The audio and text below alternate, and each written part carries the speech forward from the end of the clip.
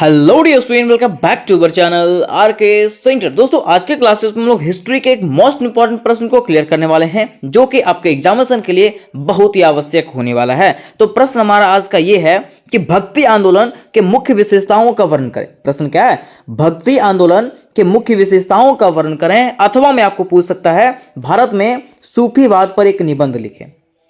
कहने का अर्थ यह है कि ये दोनों प्रश्नों में से अगर कोई भी प्रश्न आता है तो आप एकदम इजीली तरीके से बना सकते हो। क्यों? क्योंकि आज की वीडियो में आपको इतना आसानी से बताया जाएगा कि जिंदगी भर आप इसको भूलोगे नहीं, मैं सुन के आपको याद हो जाएगा, है ना। इसके पहले मैंने मेजर 3 हिस्ट्री के वीवीआई प्रश्न बताए थे। मात्र आपको 6 प्रश्न पढ़ के जाने हैं और आपका एग्जामिनेशन कंप्लीट हो जाएगा। तो वो 6 प्रश्नों की वीडियो मैंने बनाई है, अगर आप लोग उसको नहीं देखे हैं तो डिस्क्रिप्शन बॉक्स में उसका लिंक मिल जाएगा, वहां से जाकर के आप लोग उसको देख सकते हैं। ठीक है, देखिए आज का प्रश्न हमारा है भक्ति आंदोलन और सूफीवाद। तो मैं आपको बता देना चाहता हूं कि ये जो घटना है या तो यह जो आंदोलन है वो भारत की है। कहां की? भारत की है। और भारत में जिस समय राजनीतिक जीवन में मुगल काल और सल्तनत काल का संघर्ष चल रहा था, उसी समय भारत के धार्मिक क्षेत्र में जो है ना 2 और आंदोलन चल रहा था। कौन सा? भक्ति आंदोलन और सूफीवाद आंदोलन। अब यहां पे कहा गया भक्ति आंदोलन। भक्ति आंदोलन का मतलब है हिंदू धर्म में जो लोग प्रेम, निष्ठा और भक्ति दर्शा रहे थे उसको भक्ति आंदोलन कहते हैं, और जो लोग इस्लाम धर्म के प्रति अपनी भक्ति, निष्ठा और प्रेम दर्शा रहे थे उसको हम लोग सूफीवाद के नाम से जानते हैं। मींस देखिए यहां पे जो है ना भारत का संप्रदाय जो है वो 2 भागों में बट गया था। हिंदू धर्म वाले अलग बट गए थे और मुस्लिम धर्म वाले अलग बट गए थे। हिंदू धर्म वाले भक्ति आंदोलन चला रहे थे और इस्लाम धर्म वाले जो है ना सूफीवाद आंदोलन चला रहे थे। तो चलिए आज के क्लासेस में एकदम इजी सा लैंग्वेज में इसको हम लोग समझने का प्रयास करते हैं, और मैं गारंटी देता हूं कि आप इसको देख करके ही समझ जाओगे। तो सबसे पहले हम लोग लिखेंगे परिचय। क्या लिखेंगे? परिचय। परिचय में लिखेंगे इस प्रकार से कि जिस समय भारत के राजनीतिक जीवन में मुगल काल और सल्तनत काल का संघर्ष चल रहा था, वहीं भारत के धार्मिक क्षेत्र में भक्ति आंदोलन और सूफी आंदोलन का संघर्ष चल रहा था। क्या कहा गया? कि जिस समय भारत के राजनीतिक क्षेत्र में मुगल काल और सल्तनत काल के बीच में संघर्ष चल रहा था, है ना, वहीं पे भारत के धार्मिक क्षेत्र में, किसमें? धार्मिक क्षेत्र में जो है भक्ति आंदोलन और सूफी आंदोलन का भी संघर्ष चल रहा था। मींस उस समय जो है भारत में 2 आंदोलन चल रहा था, भक्ति आंदोलन और सूफी आंदोलन। ठीक है, अब देखिए कहा जाता है कि अगर हम लोग बात करते हैं भक्ति आंदोलन का, किसका? भक्ति आंदोलन का, तो कहा गया है कि हिंदू धर्म के प्रति प्रेम, निष्ठा और भक्ति रखने वाले आंदोलन को ही भक्ति आंदोलन के नाम से जाना जाता है। ये याद रखिएगा, सिंपल सा वर्ड में आपको बताया गया है। क्या बताया गया? कि हिंदू धर्म के प्रति प्रेम, निष्ठा और भक्ति रखने वाले आंदोलन को ही हम लोग क्या कहते हैं? भक्ति आंदोलन के नाम से जानते हैं। जबकि सूफी आंदोलन की बात करें तो कहा गया है कि इस्लाम धर्म के प्रति प्रेम, भक्ति और निष्ठा रखने वाले आंदोलन को सूफीवाद आंदोलन के नाम से जानते हैं। मींस देखिए हिंदू धर्म के प्रति जो आंदोलन हुआ था वो भक्ति आंदोलन है, और इस्लाम धर्म के प्रति जो आंदोलन हुआ था उसको हम लोग क्या कहते हैं? सूफी आंदोलन कहते हैं। ये दो चीज आपको याद रखना है, बड़े ही आसान शब्दों में आपको बताए गए हैं, है ना। अब देखिए कहा गया है कि भारत में सूफी और भक्ति आंदोलन के कारण, कि आखिर भारत में जो सूफी आंदोलन हुआ था और भक्ति आंदोलन हुआ था उसका क्या कारण रहा था, रीजन क्या था, आखिर क्यों यह आंदोलन हुआ। तो कह रहा है कि धार्मिक आडंबरों एवं कुरीतियों ने हिंदू, मुस्लिम, बौद्ध एवं सभी धर्मों में अपने जड़ जमा ली थी। मिस कह सकते हैं कि धर्म से जुड़ी जो बुराइयां हैं वो क्या हो चुका था? हिंदू धर्म में फैल चुका था, मुस्लिम धर्म में फैल चुका था। और जब हिंदू धर्म में बुराइयां फैल गई, मुस्लिम धर्म में बुराइयां फैल गई, तो वहां के लोगों को लगा नहीं, इसको खत्म करना ही पड़ेगा। इसलिए हिंदू धर्म के लोगों ने इन बुराइयों को खत्म करने के लिए भक्ति आंदोलन चलाया, और मुस्लिम धर्म के लोगों ने इन बुराइयों को खत्म करने के लिए जो है वो सूफी आंदोलन चलाया। कह रहा है कि व्यक्ति में आपसी सद्भावना की कमी एवं सामाजिक भेदभाव का प्रभाव। मींस कह रहा है ना कि वहां पे क्या हुआ था? व्यक्तियों में जो है ना आपसी सद्भावना, ठीक है, मींस लोग जो है आपस में बैर होने लगे थे। बैर मतलब समझते हैं, दुश्मन होने लगे थे, ठीक है। सद्भावना की कमी आई थी। उसके साथ साथ समाज में भेदभाव फैल चुका था। क्या फैल चुका था? भेदभाव। हिंदू मुस्लिम के प्रति भेदभाव हो गया था, हिंदू बौद्धों के प्रति भेदभाव हो चुका था, है ना। इस प्रकार से जब भेदभाव फैल गया तो लोगों को लगा नहीं, इसको खत्म करना ही पड़ेगा। इसलिए प्रत्येक धर्म के लोगों ने अपना अपना अलग क्या किया? आंदोलन चलाया, ठीक है। तीसरा कह रहा है वर्ण एवं जाति व्यवस्था का अधिक कठोर हो जाना। वहां पे क्या हुआ था? वर्ण और जाति व्यवस्था जो है ना अधिक कठोर हो गया था, जिसके कारण से लोगों को लगा कि इसको समाप्त करना ही पड़ेगा। जिसके कारण से क्या हुआ? यहां पे भक्ति आंदोलन और सूफी आंदोलन प्रारंभ हुआ। कह रहा है शासक वर्ग के लोगों के बीच तथा आम जनता के बीच निराशा फैली हुई थी। वहां पे जो शासक वर्ग था और आम जनता था उसके बीच में निराशा फैला हुआ था, ठीक है। क्योंकि हर धर्म में जो है ना बुराई फैल चुका था, और जब बुराई फैल चुका था तो कोई भी धर्म के लोग जो है सही से नहीं रह पा रहे थे। इसके वजह से जो है क्या हुआ? भारत में सूफी आंदोलन और भक्ति आंदोलन का प्रारंभ हुआ था। अब हम लोग एक एक करके क्या करते हैं, इसको समझते हैं कि आखिर भक्ति आंदोलन क्या था और सूफी आंदोलन क्या था। मैंने आपको बताया कि दोनों में से अगर कोई भी क्वेश्चन आएगा तो आप सेम प्रकार से लिख दीजिएगा। अगर एक भी नंबर कट जाएगा ना, उसका जिम्मेवारी मेरा है।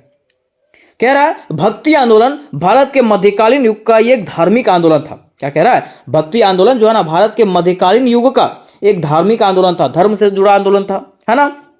कह रहा है यह भारतीय समाज का एक मौन क्रांति था। भारतीय समाज का एक मौन क्रांति था जो हिंदू मुस्लिम सिखों द्वारा भगवान के पूजा से जुड़ा हुआ था। क्या कह रहा है? हिंदू मुस्लिम सिखों द्वारा भगवान के पूजा से जुड़ा हुआ यह आंदोलन था, भक्ति आंदोलन।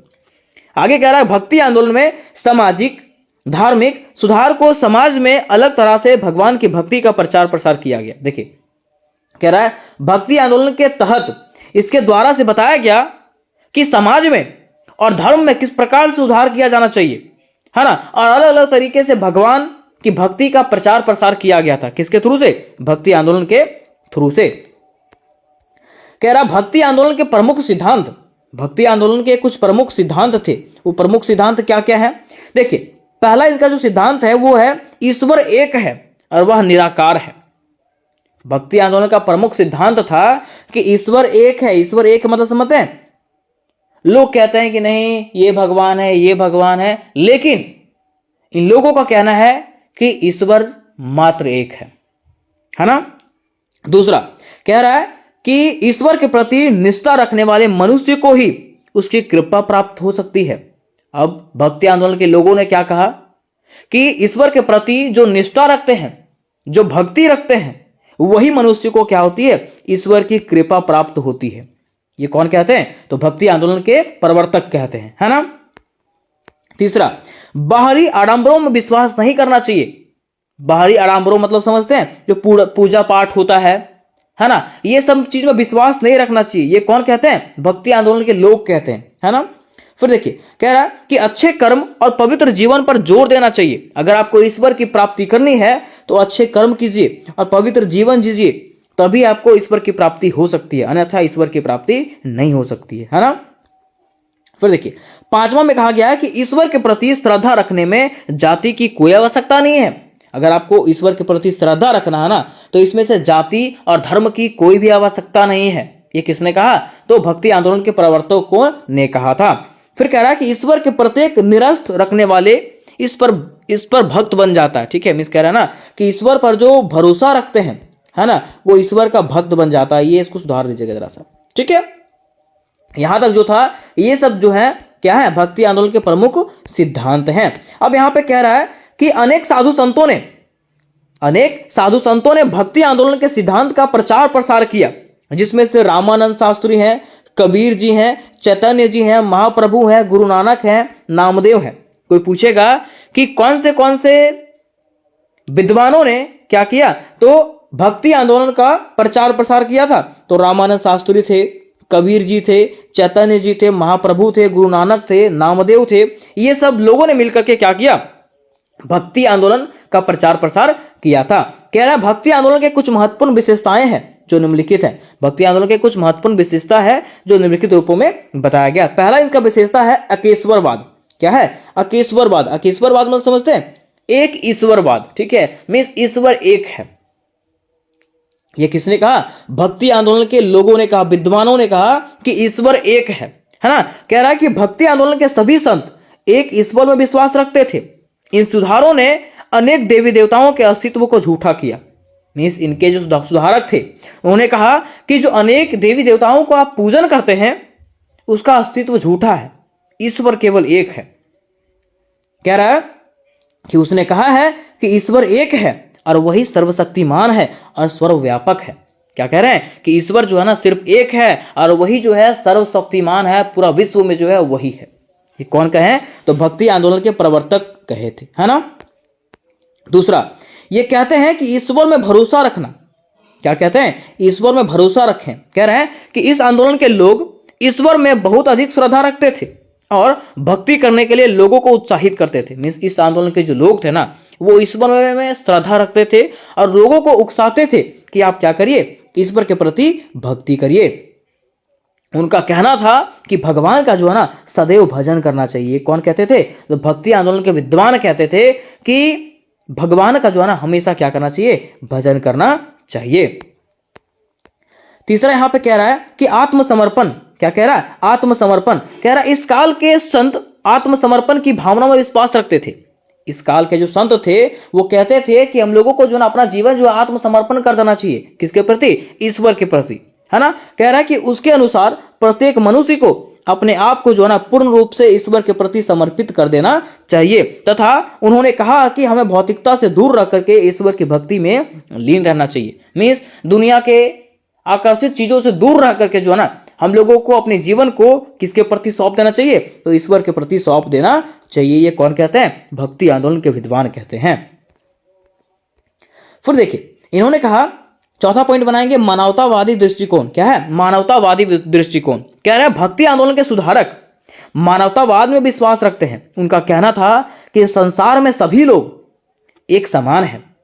भक्ति आंदोलन के लोग क्या कहते हैं कि संसार के जितने भी लोग हैं सभी लोग एक समान है, चाहे वो जन्म के आधार पे, लिंग के आधार पे, धर्म के आधार पे, सभी मनुष्य जो है ना एक समान है, मनुष्यों में कोई भी अंतर होता नहीं है। ये कौन कहते हैं दोस्तों? तो भक्ति आंदोलन के प्रवर्तक कहते हैं।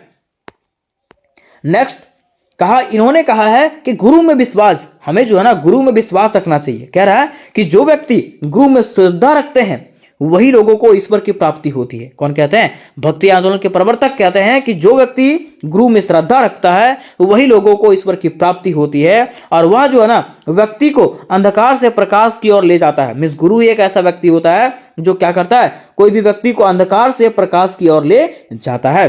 मीन्स हम लोगों को जो है गुरु में विश्वास रखना चाहिए। फिर देखिए छठा वे कहते हैं कि रूढ़िवादी तथा पाखंडों की निंदा। मीन्स भक्ति आंदोलन के जो लोग थे वो क्या करते हैं? पाखंडों और रूढ़िवादों का निंदा करते हैं। जैसे कि कहा गया है कि भक्ति आंदोलन के प्रचारकों ने अंधविश्वास, कर्मकांडों और आडंबरों आदि की खुलकर निंदा की है। जो हम लोग पूजा पाठ करते हैं, जो अंधविश्वास पे विश्वास रखते हैं, वो सब चीज का जो है ना इन्होंने खुलकर निंदा किया, मीन्स बुराई किया। उनका कहना था कि ईश्वर में सच्ची श्रद्धा होना चाहिए।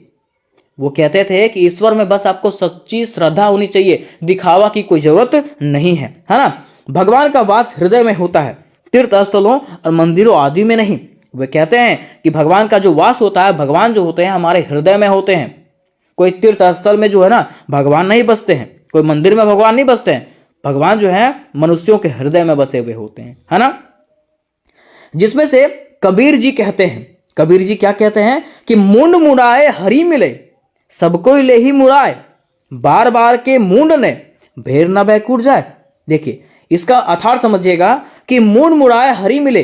मीन्स कहा जाता है कि जब लोग टकला होता है, मीन्स मुंड मुड़ाता है ना। तो अगर मुंड मुड़ाने से, मीन्स टकला होने से अगर लोग बैकुट जाता है, भगवान से मिलता है, तो भेड़ तो बार बार टकला होता है, मतलब भेड़ जो है उसका बार बार बाल को छीला जाता है, तो वो आखिर बैकुंठ क्यों नहीं जाता है, वो भगवान के पास क्यों नहीं जाता है। इसलिए यहां पे कबीर जी ने कहा है कि मूड मुड़ाए हरि मिले। अगर माथा को छिलवाने से हरि मिल जाते हैं तो सबको क्यों नहीं मुड़ा लेता है। और बार बार के मुड़ते भेड़ ना बैकुंठ जाए, और भेड़ जब बार बार मुड़ाता है तो वो क्यों नहीं बैकुंठ जाता है, उसको तो जाना चाहिए, है ना। इसलिए यहां के लोगों ने, भक्ति आंदोलन के लोगों ने क्या किया है, कर्मकांडों और अंधविश्वासों में क्या किया है, बुराई किया है, कि ये सब चीज कुछ होता नहीं है। भगवान जो है ना हमारे हृदय में वास करते हैं।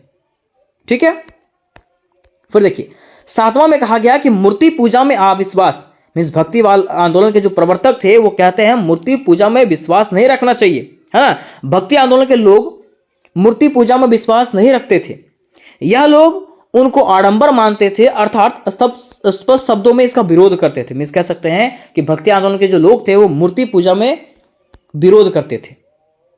इसमें से कबीर जी कहते हैं, कबीर जी क्या कहते हैं, पाहन पूजे हरि मिले तो मैं पूजू पहाड़, ताते तो चाकी भली पीस खाए संसार। अर्थात यहां पे कबीर जी कहते हैं कि अगर पत्थर को पूजने से हरि मिलते हैं, मीन्स भगवान मिलते हैं, तो मैं पहाड़ को पूजूंगा, ठीक है, जिसमें से सारे भगवान मिल जाएंगे। फिर कहते हैं उससे तो बढ़िया कौन सा है, हमारा आटा की चक्की है, मीन्स जो पत्थर की चक्की है जिससे आटा पीसने के बाद लोग खाते तो हैं। वही कहा है कि पाहन पूजे हरि मिले, पत्थर को पूजने से जब हरि मिलते हैं तो मैं पहाड़ क्यों नहीं पूज सकता हूं। ताते तो चाकी भली, उससे बढ़िया तो चक्की भली है, जो क्या करता है, जिससे पीस खाए संसार, जिससे आटा पीस करके गेहूं पीस करके संसार खाता है ना। इसलिए कबीर जी कहते हैं कि हम लोगों को मूर्तियों में विश्वास नहीं रखना चाहिए, ईश्वर जो है हमारे हृदय में वास करते हैं, है ना। नेक्स्ट देखिए यहां पे कहा गया है कि हिंदू मुस्लिम एकता, इन्होंने जो है ना हिंदू मुस्लिम एकता पे बल दिया है। कह रहा है कि भक्ति युग के संतों ने हिंदू मुस्लिम एकता पर बल दिया। कबीर ने हिंदू और मुस्लिम दोनों की आलोचना किया। गुरु नानक तथा रविदास भी इसके समर्थक थे। देखिए कह रहा है कि भक्ति आंदोलन के जो संत थे ना वो हिंदू मुस्लिम की एकता पर बल दिए थे, है ना, और कबीर जी ने हिंदू और मुस्लिम दोनों की आलोचना किया था। ठीक है, फिर 9 में इसका जो पॉइंट आता है वो है समाज सुधार। क्या है, समाज सुधार। कहा जाता है कि अधिकांश भक्त धर्म सुधारक होने के साथ साथ समाज सुधारक भी थे। अगर हम लोग बात करते हैं भक्ति आंदोलन के लोगों का, तो कहा जाता है कि वे जो थे अधिकांश धर्म सुधारक के साथ साथ समाज सुधारक भी थे। वे धर्म को सुधारे थे ही और समाज को भी सुधारे थे। क्यों? क्योंकि कहा जाता है कि उन्होंने छुआछूत को मानव के प्रति अपराध बताया। उन्होंने कहा कि छुआछूत जो हमारे समाज में फैला हुआ वो क्या है, अपराध है। इसके साथ साथ अनेक संतों ने सती प्रथा, कन्यावध, दास प्रथा का विरोध किया तथा इसे जड़ सहित खत्म किया। और हमारे समाज में जो सती प्रथाएं चली आ रही थी, कन्या का वध चल रहा था, दास प्रथा जो चल रहा था, उसका विरोध किया तथा उसको जड़ सहित खत्म किया। तो यहां तो दोस्तों हम लोगों ने भक्ति आंदोलन को कंप्लीट कर लिया। अब हमारा प्रश्न आता है सूफीवाद के बारे में बताइए। किसके बारे में? सूफीवाद के बारे में बताइए। ठीक है, तो सबसे पहले लिखेंगे सूफीवाद का अर्थ। क्या लिखेंगे दोस्तों? सूफीवाद का अर्थ लिखेंगे। सूफी शब्द की उत्पत्ति को लेकर के विभिन्न विचार आए हैं। अलग अलग विद्वानों ने अलग अलग विचार दिया है। पहला, कुछ विद्वान को कहना है कि यह शब्द जो है ना अरबी के सूफ शब्द से लिया गया है, जिसका अर्थ होता है ऊन। जिसका अर्थ क्या होता है? ऊन। क्योंकि कहा जाता है कि सूफी संत ऊनी वस्त्र पहनते थे जो उनकी सादगी और सांसारिक वस्तुओं से दूरी का प्रतीक था। मैं सीधा समझिएगा कि कुछ विद्वान कहते हैं कि यह जो शब्द है वो कहां से लिया गया है? अरबी के सूफ शब्द से लिया गया है, जिसका अर्थ होता है ऊन। क्योंकि पहले जो संत लोग हुआ करते थे वो ऊनी वस्त्र पहनते थे जो उनके सादगी को दर्शाता था, है ना।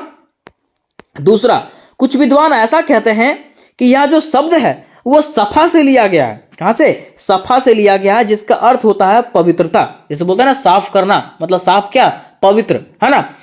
कहा गया है कि जहां सूफी संतों के पवित्र जीवन का प्रतीक है, जो क्या है? सूफी संतों के पवित्र जीवन का प्रतीक है। मीन्स सफा जो है सूफी संत के पवित्र जीवन के बारे में दर्शाता है। तो ये 2 पॉइंट हो गया। अब ऐसा कहा जाता है कि सूफीवाद एक प्रगति भक्ति का धर्म है। क्या कहा गया? कि सूफीवाद जो है ना एक प्रगति भक्ति का जो है ना धर्म है, मतलब भक्ति का धर्म है। अर्थात प्रेम, कविता, संगीत और नृत्य जो है ना इसके भक्ति का एक अंग है। मीन्स अगर आप प्रेम कर रहे हैं किसी से, कविता अगर गा रहे हैं, संगीत गा रहे हैं, नृत्य कर रहे हैं, तो ये भी क्या है? भक्ति का एक अंग है। तो इस प्रकार से हम लोग इसके अर्थ में लिख देंगे। अब यहां पे हमारा बातें आती है कि बताइए कि सूफीवाद के सिद्धांत क्या क्या है। क्या बताना है कि सूफीवाद का आखिर क्या क्या सिद्धांत है। तो चलिए अब हम लोग जानते हैं कि सूफीवाद के क्या सिद्धांत हैं। कहा गया दोस्तों कि सूफीवाद का आरंभ जो है ना नवीं सदी में हुआ। सॉरी, यहां से मिसप्रिंट हुआ है, ठीक है। यहां पे नवीं सदी नहीं होगा, 9वीं सदी होगा। क्या होगा? 9वीं सदी, ठीक है। कहा गया कि सूफीवाद का आरंभ जो है ना 9वीं सदी में हुआ था और इसी के साथ इस नियम का सिद्धांत भी निर्माण किया गया, ठीक है। इसके साथ साथ क्या हुआ था, इसके नियम भी बनाए गए थे और सिद्धांत भी बनाए गए थे। कह रहा जिसमें सूफी के साधकों ने आत्मा, परमात्मा तथा सृष्टि आदि के बारे में बताया है। सूफीवाद के जो संत थे उन्होंने क्या बताया? आत्मा के बारे में, परमात्मा के बारे में और सृष्टि का निर्माण के बारे में बताया है। कह रहा सूफीवाद के सिद्धांत की विवेचना निम्नलिखित रूपों में किया गया। सूफीवाद का जो सिद्धांत का विवेचना है वो निम्नलिखित रूपों में किया गया है। पहला यहाँ पे इन्होंने भी कहा एक ईश्वरवाद। यहाँ का इसका जो प्रमुख सिद्धांत था वो पहला सिद्धांत था एक ईश्वरवाद। क्या? एक ईश्वरवाद मीन्स ये भी जो है ना एक ही ईश्वर में विश्वास रखते हैं। जैसे भक्ति आंदोलन में कहा गया था कि वे एक ही ईश्वर में विश्वास रखते हैं, बिल्कुल सेम यहाँ के लोगों ने भी कहा कि वे एक ही ईश्वर में विश्वास रखते हैं। देखिए, कहा गया कि सूफीवाद के सिद्धांतों के अनुसार से यह कहा गया कि परमात्मा एक है। मीन्स ईश्वर जो है वो क्या है? एक है। उनका मानना है कि परमात्मा जो है अद्वितीय है, मीन्स उसका कोई दूसरा रूप नहीं है, वही परम सत्य है और वही परम कल्याण है, ठीक है। वही जो है परम सत्य है, एक ही ईश्वर जो है सत्य है। ये कौन कहते हैं? तो सूफीवाद के वैज्ञानिक या तो कह सकते हैं विद्वान कहते हैं, है ना। दूसरा, इन्होंने कहा कि ईश्वर का आत्मा में वास, ईश्वर जो होते हैं हमारे आत्मा में वास होते हैं। भक्ति आंदोलन में भी कहा गया था, यहां भी कह रहे हैं कि ईश्वर जो है हमारे आत्मा में वास करते हैं। देखिए, कहा गया है कि सूफी संतों के अनुसार यह बताया गया है कि आत्मा ईश्वर का एक अंग है। सूफी संतों ने क्या कहा कि हमारा जो आत्मा है वो ईश्वर का एक अंग है, ईश्वर हमारे भीतर वास करते हैं। ये कौन कहते हैं? सूफी संत के लोग कहते हैं। कह रहा है कि वह सत्य प्रकार का अभिन्न अंग है, इसलिए सूफी साधकों ने हमेशा मृत्यु को स्वागत करते हैं। इसलिए सूफी साधक हमेशा क्या करते हैं? मृत्यु का स्वागत करते हैं कि अगर हमें मृत्यु प्राप्त हो जाएगी तो हम मोक्ष प्राप्त कर लेंगे, और मोक्ष प्राप्त करेंगे तो हम भगवान के शरण में चले जाएंगे। तो देखिए, तीसरा यहां पे कहा गया कि प्रकृति की उत्पत्ति। इन्होंने बताया है कि आखिर प्रकृति का उत्पत्ति कैसे हुआ। देखिए, कहा जाता है कि सूफी साधकों के अनुसार से कहा जाता है कि जब परमात्मा ने, क्या कहा गया? सूफी साधक जो थे उनके अनुसार से कहा जाता है कि जब परमात्मा ने हकीकतुल मोहम्मदिया पर दृष्टि दिया, किस पे? याद रखिएगा, हकीकतुल मोहम्मदिया पर दृष्टि दिया, तब जगत मीन्स पूरा पृथ्वी, सूर्य, चंद्रमा, बुध, शुक्र, मंगल, बृहस्पति, शनि तथा तारे का उत्पत्ति हुआ। ये कौन कहते हैं? तो सूफी साधक कहते हैं। सूफी के जो प्रवर्तक थे, सूफी संत के जो प्रवर्तक थे, वो कहते हैं कि जब भगवान ने, परमात्मा ने हकीकतुल मोहम्मदिया पर अपना दृष्टि दिखाया, उससे क्या हुआ? इस जगत का, पूरे पृथ्वी का निर्माण हुआ, सूर्य का निर्माण हुआ, चंद्रमा का निर्माण हुआ, बुध का निर्माण हुआ, शुक्र का निर्माण हुआ, बृहस्पति का निर्माण हुआ, शनि का निर्माण हुआ और तारे का निर्माण हुआ। तथा जब परमात्मा ने नरूल मोहम्मदिया पर दृष्टि दिया तो उससे क्या हुआ? अग्नि, हवा, जल और पृथ्वी का निर्माण हुआ, ठीक है। ये बातें कही गई है किसमें? सूफी संत के लोगों के द्वारा ये कहा गया है। अब देखिए, इसमें कहा गया कि इसकी उत्पत्ति, क्या कि इसकी उत्पत्ति कैसे हुआ। तो कह रहा है कि कहा जाता है कि यदि हिंदू धर्म पर इस्लाम धर्म के प्रभाव ने भक्ति आंदोलन का जन्म दिया, जब हिंदू धर्म पे इस्लाम धर्म भारी हो रहा था तो उससे क्या हुआ था? भक्ति आंदोलन हुआ था। और जब इस्लाम धर्म पे हिंदू धर्म अत्यधिक प्रभाव डालने लगा तो उससे क्या हुआ? सूफी आंदोलन का जन्म हुआ, ठीक है। मतलब दोनों क्या है? उल्टा है, एक दूसरे का उल्टा है ना। अब कह रहा है कि इसका सिद्धांत, कि आखिर इसका क्या सिद्धांत है। तो कह रहा है कि सूफीवाद के सिद्धांत तो पूरी तरीके से ईश्वर प्राप्ति पर आधारित है। जैसे भक्ति आंदोलन का सिद्धांत था वैसे इसका भी सिद्धांत है कि सूफीवाद का जो सिद्धांत है वो पूरी तरीके से किस पे आधारित है? तो ईश्वर की प्राप्ति पे, जिसमें बताया गया है कि लोगों को ईश्वर की प्राप्ति तभी होगी जब लोग हिंदू मुस्लिम के भेदभाव को भूल करके एक साथ ईश्वर की प्रार्थना, ईश्वर से प्रेम तथा उसकी उपासना करेंगे। क्या कह रहा है कि जब लोग हिंदू मुस्लिम के भेदभाव को भूल करके अगर एक साथ ईश्वर की प्रार्थना करेंगे, ईश्वर से प्रेम करेंगे तथा उसकी उपासना करेंगे तो इससे क्या होगा, हमें ईश्वर की प्राप्ति हो जाएगी। कहा गया है सूफीवाद में इस बात पर जोर दिया गया है कि ईश्वर तथा उसके भक्तों के बीच में किसी तरह का भेदभाव नहीं होता है।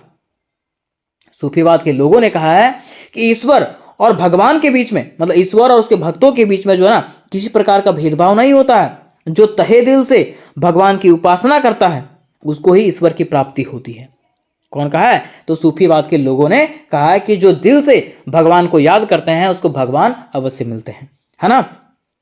तो इस प्रकार से हम लोग सूफीवाद के बारे में भी जान गए। लेकिन अंत में मैं आपको ये बात फिर से बता देना चाहता हूं कि अगर आप मेजर 3 की तैयारी करो दोस्तों, तो मेजर 3 की सारी क्वेश्चंस की तैयारी मेरे चैनल पे आपको करवाया जाएगा। और मैंने इसके पहले वीवीआई प्रश्न बनाए थे, मात्र आपको 6 वीवीआई प्रश्न पढ़ लेना। उसमें मैंने 6 क्वेश्चन के बारे में बताया, ठीक है। अगर वो 6 प्रश्न आप पढ़ के जाते हो तो एग्जाम में आपको किसी प्रकार की दिक्कत नहीं होगी। कोई भी क्वेश्चन आएगा आप उसको कंप्लीटली बना सकते हो, ठीक है। तो अगर आप वीडियो नहीं देखे होंगे तो डिस्क्रिप्शन बॉक्स में उसका लिंक मिलेगा, वहां से जाकर के आप लोग वो वीडियोस भी देख सकते हो और वीवीआई क्वेश्चन की तैयारी भी कर सकते हो। तो इससे रिलेटेड अगर कोई प्रश्न होगा तो मुझे कमेंट करिएगा। मिलता है नेक्स्ट वीडियो में, तब तक के लिए जय हिंद, जय भारत।